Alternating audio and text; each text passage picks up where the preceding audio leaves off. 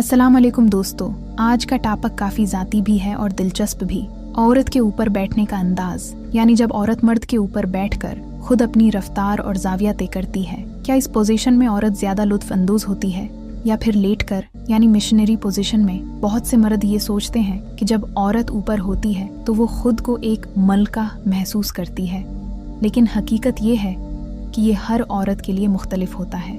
आज हम उस मौजू पर बात करेंगे, सर्वे, साइंसी राय और हकीकी तजर्बात की रोशनी में। और एक अहम बात याद रखें, सेक्स एक सेहतमंद रिश्ते का हिस्सा है, मगर इसमें बाहमी रजामंदी, एहतराम और मोहब्बत सबसे ज़्यादा ज़रूरी हैं। सेक्शन 1, औरत ऊपर, तफसील और फ़वाइद।